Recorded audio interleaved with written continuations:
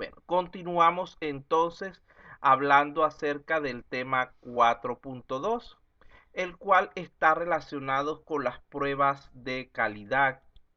Fíjense que habíamos dicho que para garantizar el aseguramiento de la calidad en cada etapa del desarrollo de software hay que aplicar diferentes tipos de pruebas y que nosotros íbamos a enfocarnos simplemente en las de confiabilidad para cumplir con los requerimientos del curso.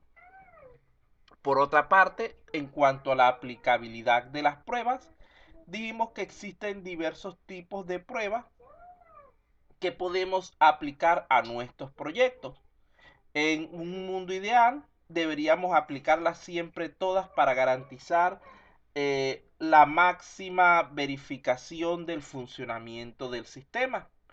Pero en el mundo real esto normalmente no es posible por diversos factores.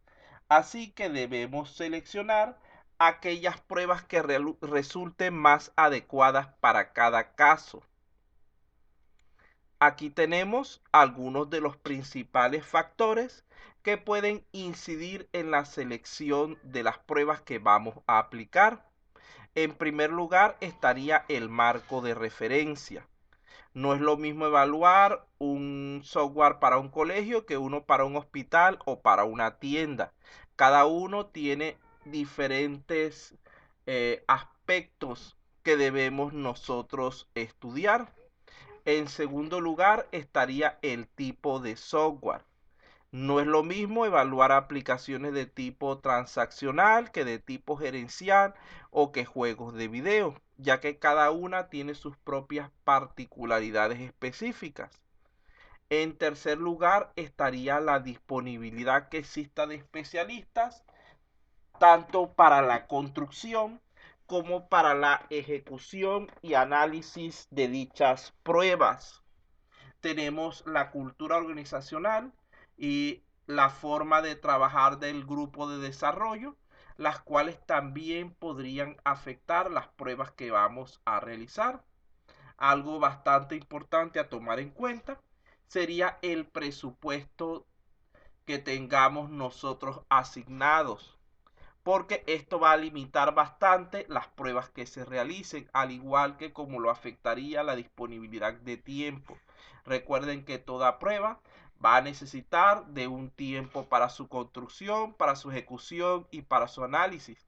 Y todo esto representa costos, los cuales se sumarían a lo que es el desarrollo del software.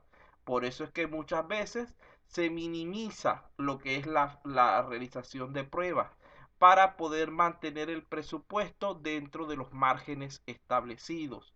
Finalmente, hay que tomar en cuenta el ambiente donde se realizarán las pruebas, bien sea dentro de un laboratorio con condiciones controladas o en el negocio, en el entorno real de trabajo, donde la mayoría de esas condiciones externas no podrán ser controladas, por lo tanto, donde se pueden suceder situaciones adicionales.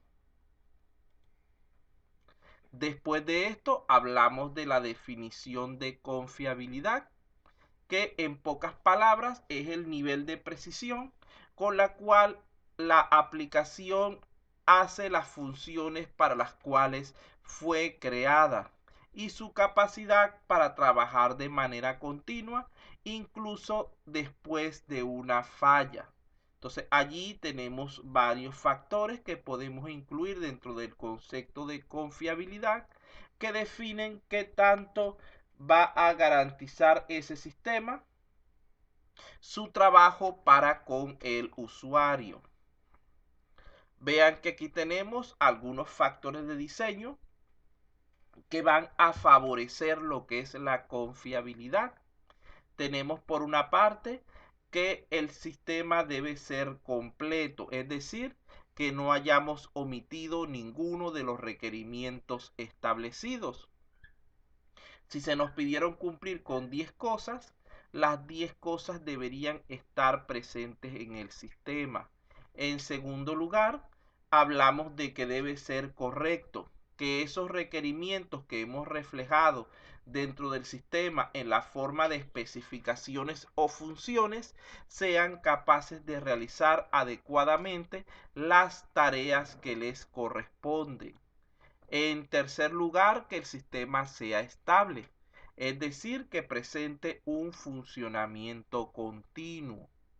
En cuarto lugar, que sea un sistema robusto, es decir, capaz de recuperarse ante una falla. Y finalmente, que sea trazable, que permita el control y el seguimiento de los errores que se produzcan. Aquí tenemos que las pruebas de confiabilidad son 4 unitarias de integración, de sistema y de aceptación, las cuales deben realizarse siempre en ese orden secuencial, ya que necesitamos haber verificado los componentes a nivel unitario antes de ver si se integran correctamente. Y necesitamos que todo esté correctamente integrado antes de probarlo a nivel de sistema, incluido componentes internos y externos. Y finalmente deberíamos haber probado correctamente nuestra aplicación a nivel de sistema antes de someterlo a la aceptación del usuario. Vean que aquí tenemos las pruebas de confiabilidad vistas desde diferentes enfoques. En primer lugar, desde el entorno de ejecución. Todas las pruebas de confiabilidad se realizan desde un enfoque dinámico, es decir, con el sistema en funcionamiento. La única prueba que tiene una excepción es la de tipo unitaria, que se puede realizar con el sistema no funcionando a través de la revisión de código, de diagramas y de otros elementos similares en lo que es la fase de diseño. Recordemos que nosotros ya habíamos analizado previamente las fases del modelo RUC: inicio, elaboración, construcción y transición. Y podemos nosotros ubicar lo que es nuestras pruebas de confiabilidad dentro de dicho modelo. Nuevamente, en teoría, todas las pruebas de confiabilidad deberían poder comenzar a realizarse a partir de lo que es la fase de construcción. Aunque igualmente, como sucedió la vez anterior, las pruebas unitarias pueden comenzarse en la fase de elaboración, que sería mediante la revisión de diagramas y otros documentos. Y las pruebas de aceptación generalmente se dejan para realizarse durante lo que es la fase de transición, que es cuando entregamos el sistema al cliente. Vean que cuando hablamos de enfoques de diseño para nuestras pruebas del sistema, tenemos dos tipos. Tenemos ciertas pruebas que se diseñan enfocadas al usuario, las cuales se aplica un modelo de caja negra, donde la persona que evalúa el sistema o el elemento simplemente tiene acceso a lo que serían las entradas y salidas, no conociendo para nada el proceso interno requerido para obtener dichos resultados. Es decir, es una prueba que tiene un ámbito, un enfoque mayormente de tipo externo. Por otro lado, cuando hablamos de las pruebas enfocadas al desarrollador, son aquellas que se realizan mediante procesos de caja blanca, donde el tester tiene acceso a lo que es los datos referidos al funcionamiento interno de los procesos. Vean que las de caja negra presentan un mayor nivel de abstracción, ya que permiten ocultar los detalles de los procesos a lo que es el usuario. En cambio, las de caja blanca no aplican la abstracción. En cuanto a lo anterior, es decir, en cuanto al enfoque de diseño, vean que las dos primeras pruebas las podemos ubicar dentro de lo que es un enfoque hacia el desarrollador, ya que se diseñan como pruebas de caja blanca y son ejecutadas solamente por el desarrollador. Las dos últimas pruebas se elaboran con un enfoque hacia el usuario, es decir, como pruebas de caja negra, aunque la prueba de sistema puede ser ejecutada por ambos individuos, tanto por el desarrollador como por el usuario, pero se construye, digamos que orientada, enfocada hacia lo que es el usuario. Tenemos también otro factor importante, el cual es la documentación.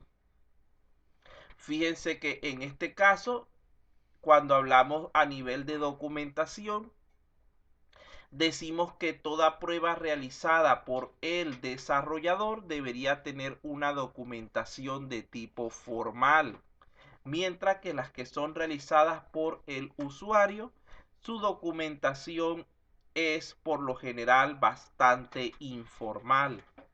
Vean que la prueba de sistema nuevamente combina ambos modelos de documentación, ya que es realizada tanto por el desarrollador como por el usuario.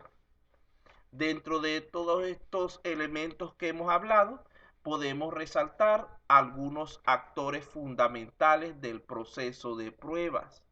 Tendríamos como factores internos al desarrollador y al usuario, y como factores externos los testers y auditores. Fíjense que los desarrolladores tienen digamos que por enfoque, por objetivo, demostrar que el sistema funciona correctamente, mientras que el usuario busca detectar problemas o fallas para que sean corregidos. Ya que estos dos elementos son contrarios, puede existir en ciertos casos, sobre todo en proyectos grandes, la necesidad de un tercer componente de tipo externo que sirva como ente mediador. A este lo denominamos control de calidad. El ente mediador entre el desarrollador y el usuario cuando estamos realizando las pruebas, o entre los testers y los auditores, viene a ser el componente de control de calidad, el cual debe ser externo a todos estos elementos. No puede pertenecer a la empresa desarrolladora, porque tendría la tendencia a favorecerla, y no puede pertenecer al negocio, a la empresa que nos está contratando, por el mismo motivo. Profe, ¿y el control de calidad no estaría dentro también de la empresa? Porque yo como empresa tengo mis desarrolladores y antes de sacar el sistema yo tengo que controlar la calidad que voy a sacar, ¿no? No, lo que pasa es Para, que ese control de calidad del que tú estás ¿ah? hablando entraría aquí como que fuera los usuarios, o la evaluación de la empresa a nivel de usuario. Pero, Si hay y- conflictos entre eso que nos indican los desarrolladores y eso que nos indica ese control de calidad, vamos a llamarlo así, interno, se recurre a un control de calidad externo, que es el que estoy haciendo, a un ente mediador que no pertenezca a ninguno de los dos grupos para que tome la decisión. A pero ahí veces es de debería estar tipo... relacionado con externo, ¿no? El control de Sí, calidad. sí, No este está, control de no, calidad lo dije que es externo. sí, pero no hay una flecha que indique ahí nada, ¿no? Se ve como si fuera solito, ¿no? Sí, sí. Porque normalmente, o sea, yo, mi empresa, tengo mis desarrolladores, pero antes que el usuario a mí me ataque con un montón de errores que han salido, prefiero yo ejercer un control de calidad primero con mis desarrolladores para así tener menos errores con los usuarios, ¿no?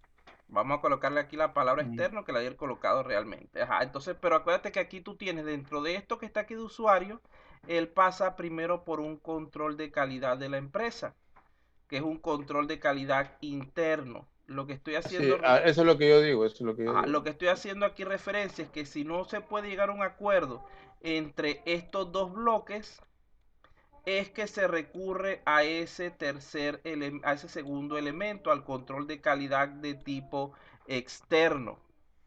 bien sea una consultora adicional, algo que solucione, inclusive a veces por tribunales se termina decidiendo para ver si se cumplió o no para poder terminar de cerrar ese contrato. Ya esas son cuestiones que muy poco se dan porque casi siempre para ahorrar costos se busca resolver de manera interna. Bueno, continuamos por aquí. Ajá, vamos a dar un breve descanso y seguimos entonces con lo que sería eh, un pequeño detalle acerca de los diferentes tipos de pruebas. 5 minuticos, muchachos, y volvemos.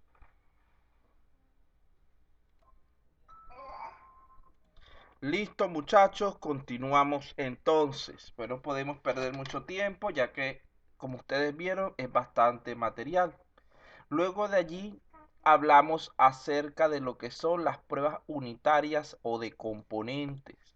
Dimos una definición, que son las primeras que se realizan y verifican cada uno de los elementos del software de manera independiente. Luego de eso hablamos de varias de sus características. En primer lugar, decimos que evalúan componentes independientes. Por lo tanto, nunca van a evaluar el sistema completo. Puede que evalúen un módulo, ya que el sistema está formado por varios módulos, o que evalúen funciones, ya que los módulos están formados por funciones.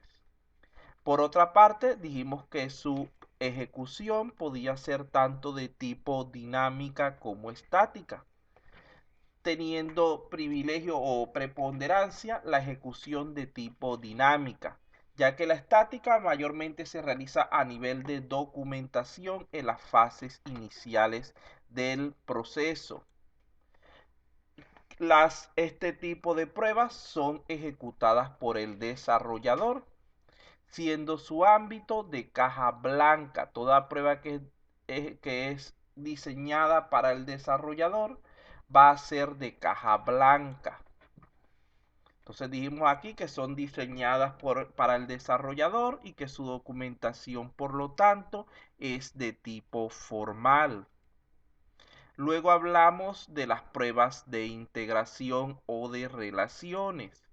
Estas van a validar el software a través de varias interfaces, tomando en cuenta que la salida de un componente es la entrada de otro. Por lo tanto, requieren la existencia de varios componentes relacionados para poder realizarse.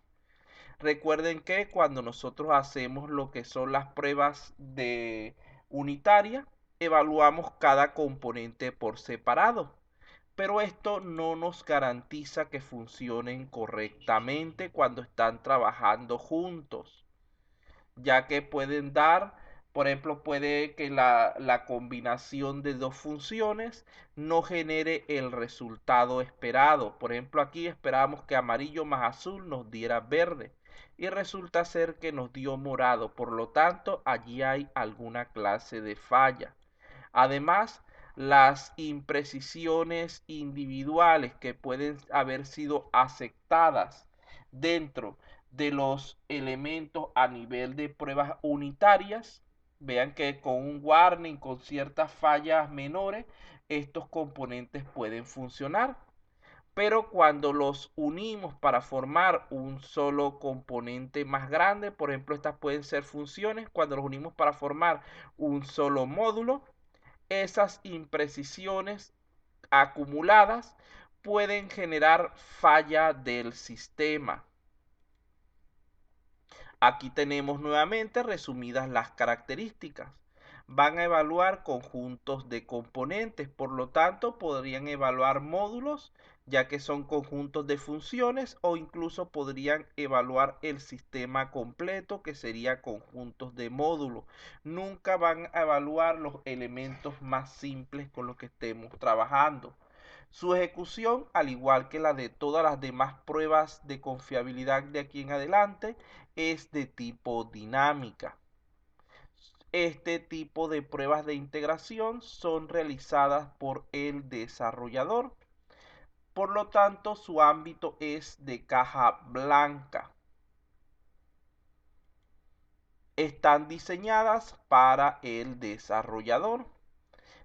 De allí que su documentación debería ser siempre de tipo formal.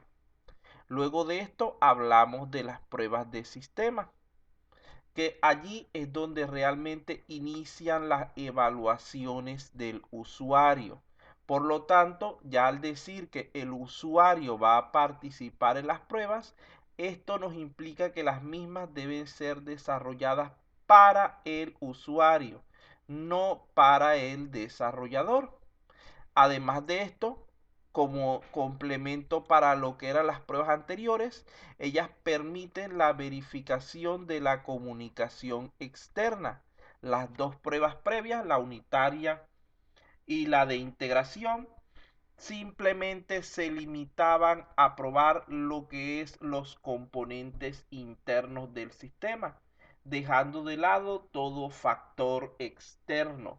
Estas ya empiezan a evaluar todo tipo de factores externos, como por ejemplo a nivel de software, la compatibilidad con el sistema operativo donde se vaya a instalar, las herramientas como correos electrónicos, sitios web, redes sociales, archivos o bases de datos externas con los cuales vaya a interactuar el sistema.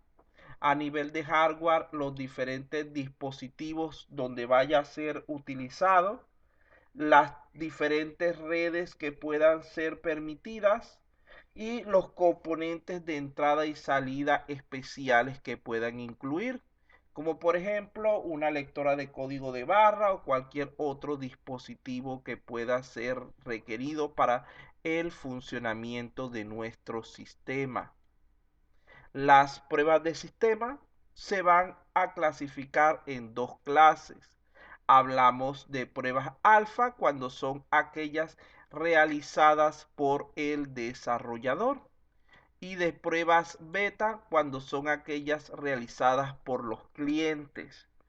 Estas pruebas se diseñan como de caja negra siempre, pero al tener el desarrollador acceso a lo que es la información de todos los procesos internos del sistema, para él es como si fuera una prueba de caja blanca. Aquí tenemos entonces un resumen de esta información. Vean que este tipo de pruebas van a evaluar el sistema completo. Ya se supone que está prácticamente para ser colocado en funcionamiento, en operación. Verificando no solamente los componentes internos, sino también los de tipo externo. Estas pruebas se ejecutan en entornos dinámicos, es decir, con el sistema funcionando. Son ejecutadas tanto por el desarrollador como por el usuario. Cuando las ejecuta el desarrollador son pruebas alfa. Cuando las ejecuta el usuario se denominan pruebas beta. Su ámbito es tanto interno como externo, dependiendo de quién de los dos elementos las esté ejecutando. Las pruebas alfa serían de tipo caja blanca porque el desarrollador tiene la información interna. Las pruebas beta serían de caja negra porque el usuario no tiene ese conocimiento. Estas pruebas están diseñadas específicamente para ser realizadas por el usuario, aunque al final de cuentas, antes de presentárselas al usuario, deberían ser implementadas por el desarrollador para asegurarse de que todo está correcto. Por otro lado, la documentación de este tipo de prueba es tanto formal como informal, ya que como pueden ver, cuando estamos hablando de pruebas alfa realizadas por el desarrollador, este debe documentarlas formalmente. Cuando hablamos de pruebas beta realizadas por el cliente, este va a ser una documentación informal. Finalmente, en cuanto a las pruebas de confiabilidad, tendríamos la de aceptación o funcionabilidad. En este caso, hay que definir bien lo que quiere el cliente, lo cual está basado en lo que realmente él necesita y en lo que se puede hacer para construir finalmente un sistema que logre satisfacer los requerimientos de calidad establecidos, buscando en todo momento alcanzar el equilibrio óptimo entre los diversos elementos planteados. El objetivo de las pruebas, como ya dijimos anteriormente, de las pruebas de aceptación, es verificar que el proveedor entendió y desarrolló lo que realmente el usuario necesita, lo que realmente éste solicitó previo acuerdo en cuanto a la documentación. Vean que la idea es no crear un sistema o no construir un sistema que resulte tan complejo que termine siendo imposible de completar, pero tampoco construir uno tan simple que le resulte inútil al usuario. Debemos aquí recordar la diferencia entre cliente y usuario. El cliente es el dueño del sistema, es el que paga por nuestro trabajo, mientras que el usuario es la persona que va a operar el sistema intensivamente. No es necesario que el cliente vaya a operar, digamos que por tiempos prolongados el sistema. Él lo que necesita es aprobar lo que nosotros vayamos haciendo. En cuanto a las pruebas de aceptación, vean que resumimos también sus características. Decimos que evalúan el sistema completo. En segundo lugar, se ejecutan de manera dinámica. En tercer lugar, son ejecutadas por el usuario. Por lo tanto, ya que solamente interviene este individuo, su ámbito es de caja negra. Están diseñadas específicamente para el usuario. Realmente este tipo de pruebas no se diseñan en detalle, sino que solamente se plantean sobre todo lo que es a nivel de cronograma, dándole libertad al usuario para que navegue por el sistema según él lo haría normalmente dentro de su jornada de trabajo. Su documentación es informal. Vean que cuando estamos hablando de las pruebas, a medida que vamos subiendo, nos vamos alejando de lo que son los componentes del desarrollador, de lo que es el código máquina y nos acercamos al enfoque del usuario, donde las pruebas unitarias van a validar componentes, están bastante cercanas al código. Las de integración evalúan comunicación interna. Las de sistemas evalúan funcionalidades y comunicación externa. Y las de aceptación realmente lo que verifican es el cumplimiento de los requerimientos.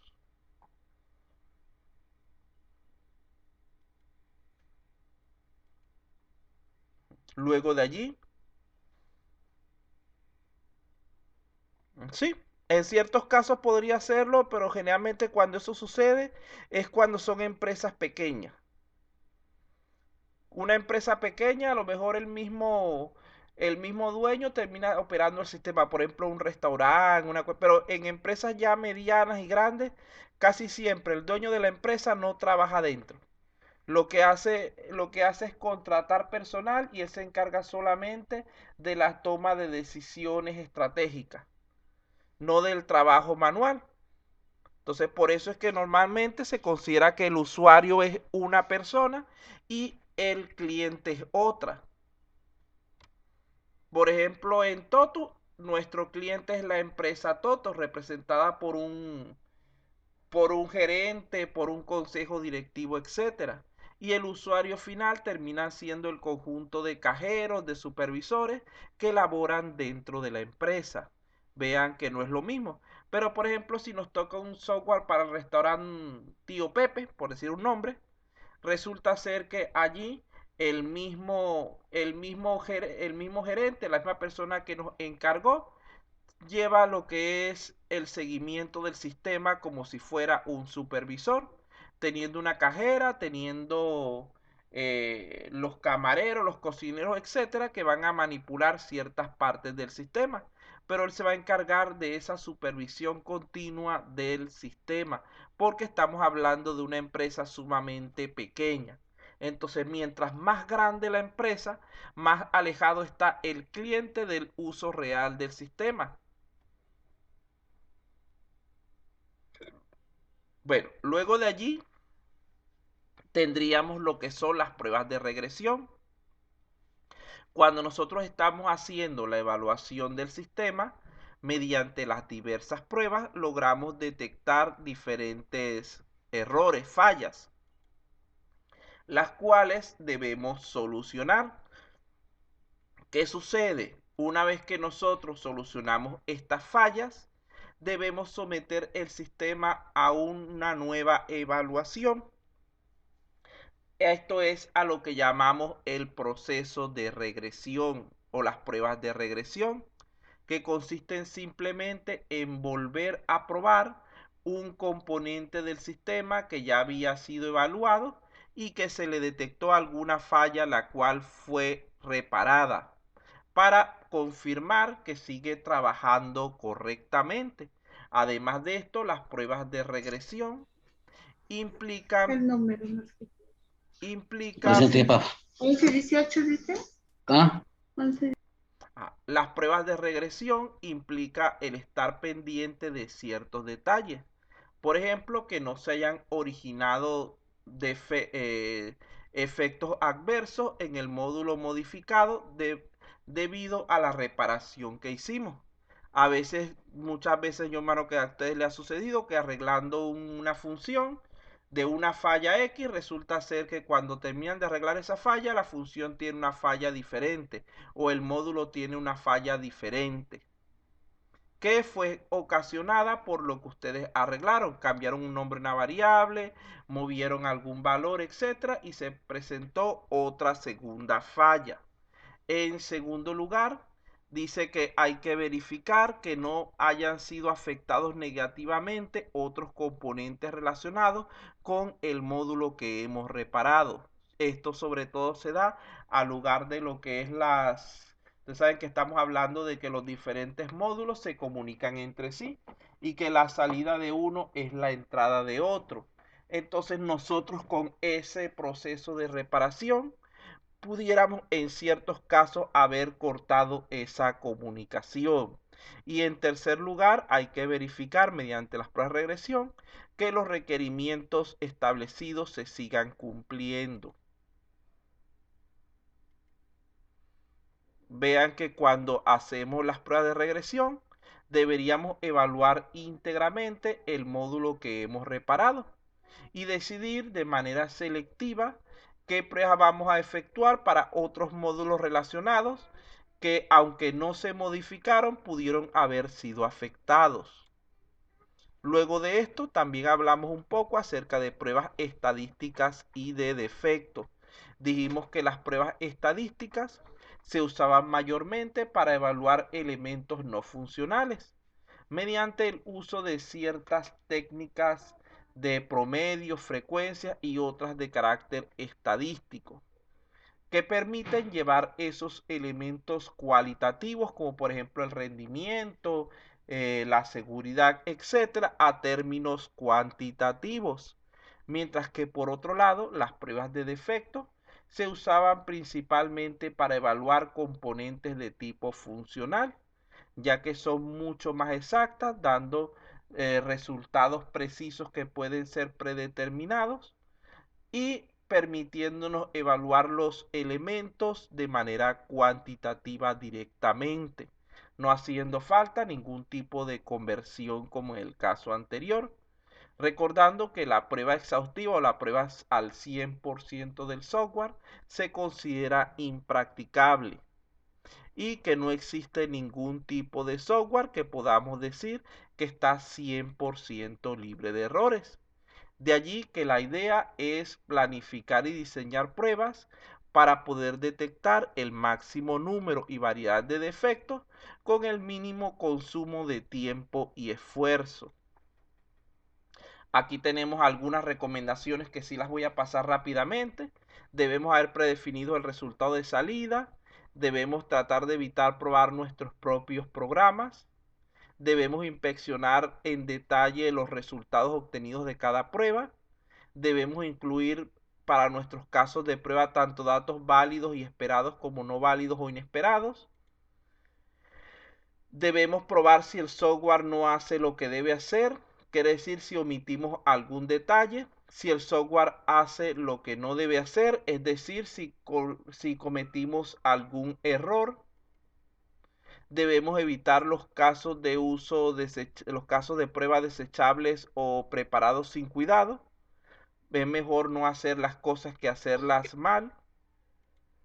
Debemos estar conscientes de que siempre habrá defectos. Aquí tenemos la definición de un caso de prueba, que no es más que un conjunto de entradas, condiciones de error, de ejecución y resultados esperados que se desarrollan para evaluar algún objeto en particular, cuya estructura no es otra cosa sino un formato más o menos estandarizado que nos permita reducir los esfuerzos de prueba y la tasa de error, la cual pueden variar adaptándose a cada situación en particular. Allí con eso salimos de lo que es el tema 4.2.